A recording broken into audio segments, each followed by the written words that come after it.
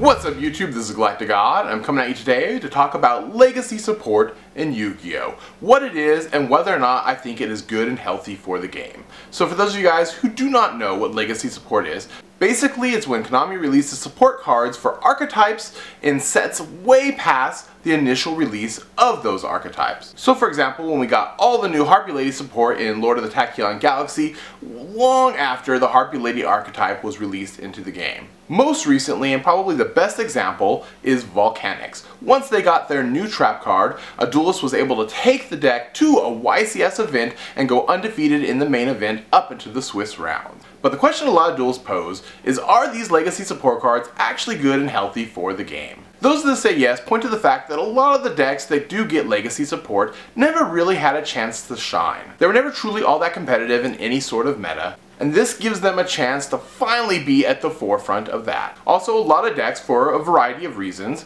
are very special to certain duelists. Whether it be the first deck that they ever picked up, or perhaps it reminds them of a certain event that they've attended, or maybe it's just a certain mechanic that the deck performs that the duelist really enjoys using. Whatever the case, they've held onto these cards and this archetype with hopes that one day it'll be playable once again, and legacy support gives them that opportunity.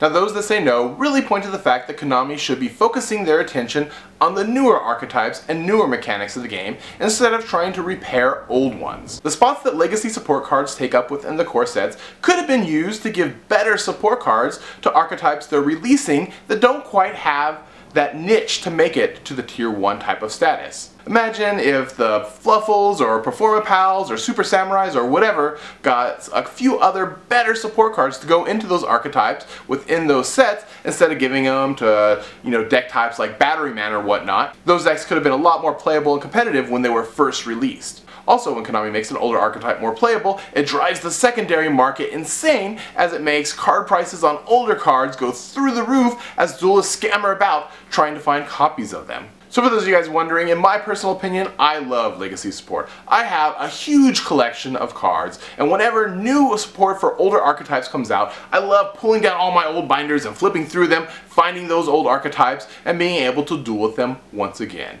But those are my personal opinions, and they may differ from yours. So down in the comment section below, let me know your guys' thoughts on legacy support. Do you think they are good and healthy for the game, or do you think Konami should be focusing on just the newer archetypes and mechanics that they come out with? And I guess that's it for now. This is GalacticGod.